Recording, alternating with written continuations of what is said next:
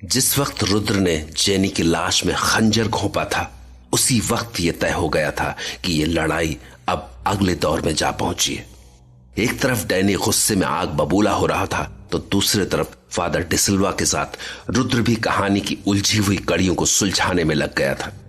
रुद्र को समझ में आ गया था कि मेंटल हॉस्पिटल में भर्ती वो पागल पेशेंट काफी कुछ जानता है, इसलिए उसने उस पागल पेशेंट से बात करने की कोशिश की, लेकिन वो पागल तो जैसे रुद्र को कुछ बताने के मूड में ही नहीं था। मगर तभी फादर डिसिल्वा वहां आ गए। हेलो मिस्टर, कैसे हैं आप? हैं? हैं? हैं?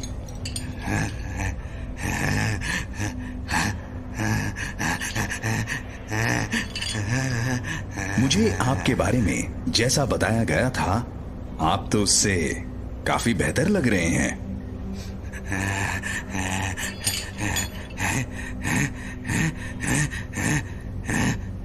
मैं आपसे पहले नहीं मिला हूं, लेकिन ऐसा लग रहा है कि आप काफी एजुकेटेड हैं।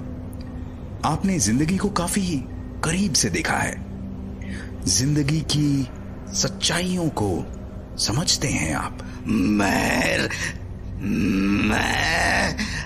राक्षस हूं, मैं राक्षस हूं।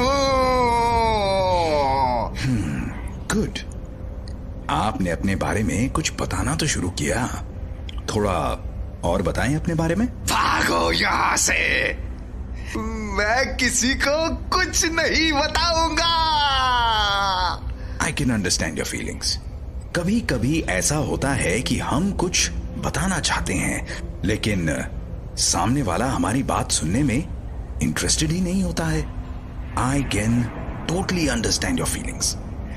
आपने भी तो रुद्र को बताने की कोशिश तो की ही थी। मैं नहीं बताऊंगा, मैं नहीं बताऊंगा, मैं नहीं बताऊंगा।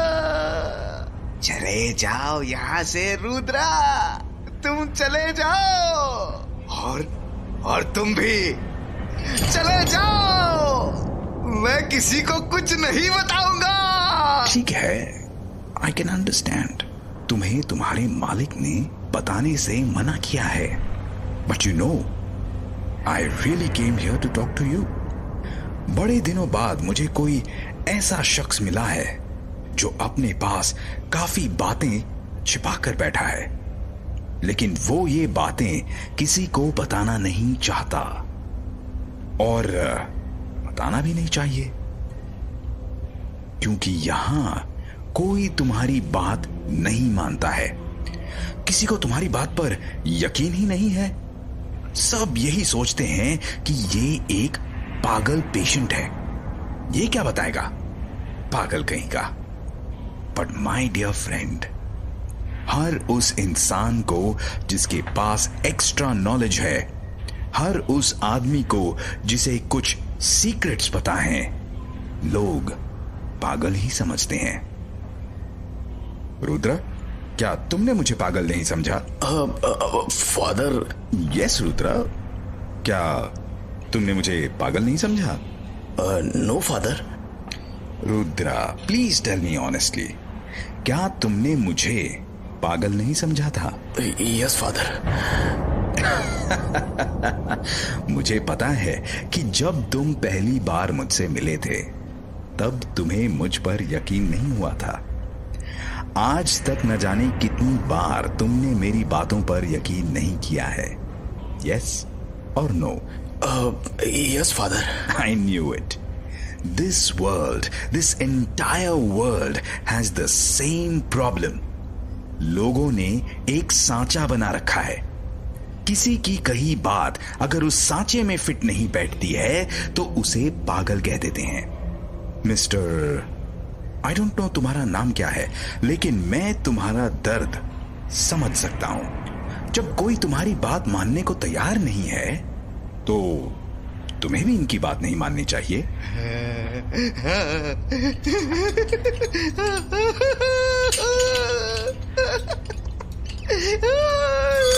सही है।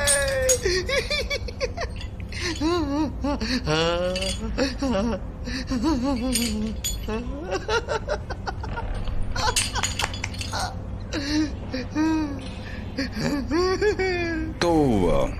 आज मैं पहली बार तुम्हारे पास आया हूं और मैं कोई दूसरी बात करने से पहले चाहता हूं कि तुमने जो कहा वो बात पूरी की जाए।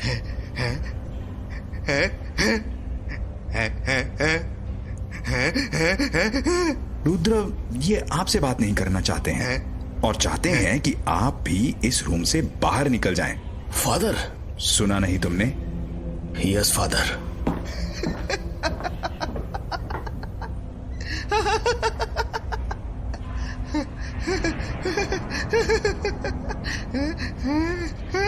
तो हम तुम्हारे मालिक के बारे में बात कर रहे थे। तुम्हारे मालिक कहाँ हैं?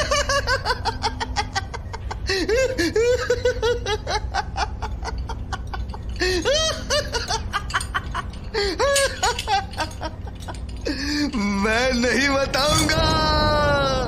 ओके, तुम मत बताओ कि तुम्हारे मालिक कहाँ हैं। मैं तो बस ये चाहता था कि तुम यहां क्या कर रहे हो? तुम्हारे मालिक तुम्हें यहां से ले क्यों नहीं जाते हैं?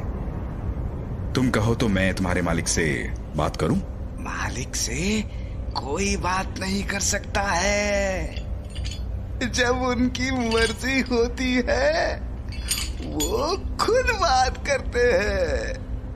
ओह, लेकिन अगर मालिक से बात नहीं कर सकते हैं तो कोई ऐसा जो तुम्हारे मालिक तक बात पहुंचा सके?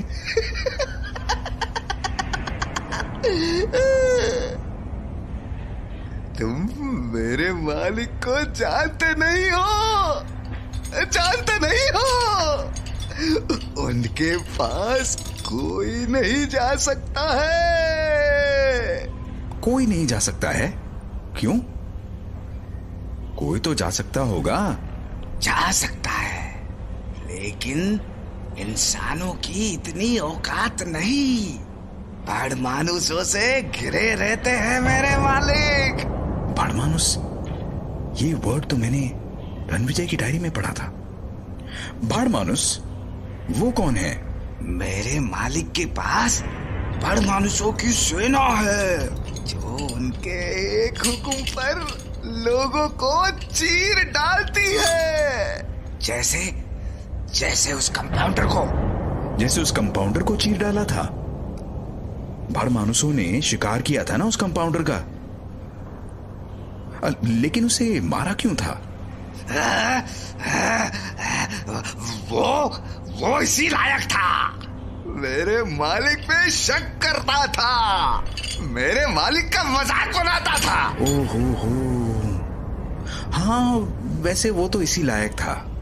तो तुम्हारे मालिक की बड़ मानुसों की फौज ने उसे मार डाला? नहीं, मार नहीं डाला, सजा दी उसको। हाँ, वो इसी लायक था, उसे सजा दी थी। लेकिन बड़ मानुसों ने नहीं। तो फिर किसने? मेरे मालिक ने सजा दी थी उसको। मेरे मालिक ने सजा दी थी। भेड़िया बनकर उसे चीर डाला था। यहीं पर चीर डाला था उसे। लेकिन तुम्हारे मालिक यहाँ आए कैसे? तुम मालिक पर शक कर रहे हो। नहीं, मैं शक नहीं कर रहा हूँ। मैं तो जानना चाह रहा हूँ कि तुम्हारे मालिक कितने ताकतवर हैं।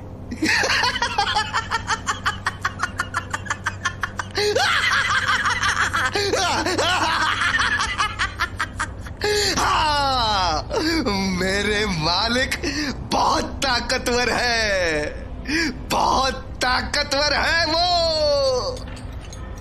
तुम्हें बता दूं, मेरे मालिक चमगादड़ बनकर यहाँ आए थे और भेड़िया बनकर उसका शिकार किया।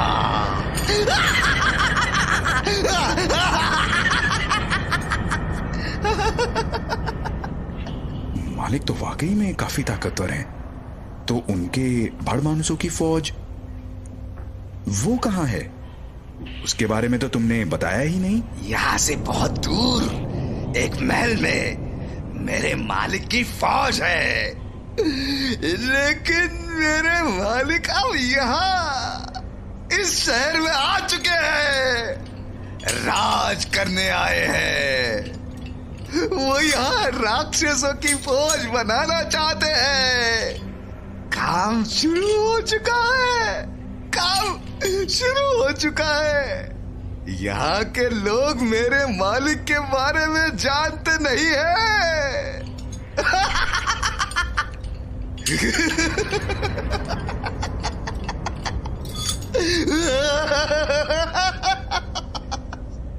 वो जान भी नहीं सकते हैं। उनको कुत्ते और भेड़िए का फर्क तो पता नहीं है।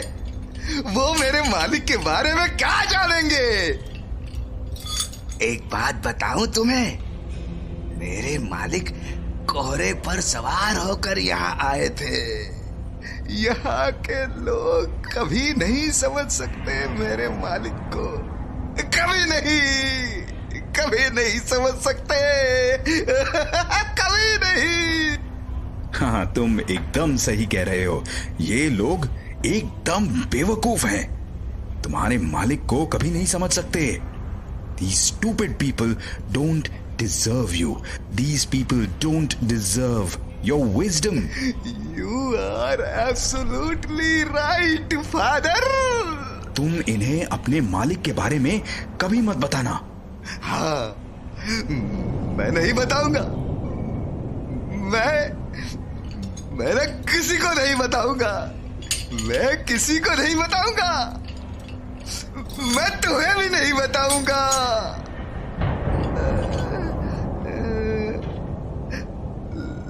लेकिन मैंने तो तुम्हें बता दिया है।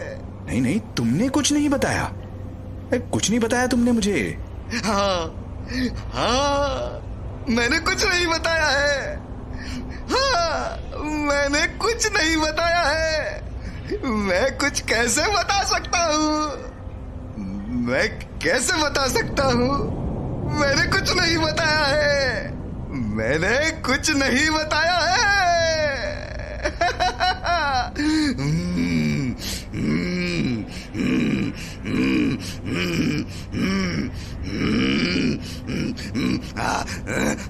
मैं राक्षस हूँ।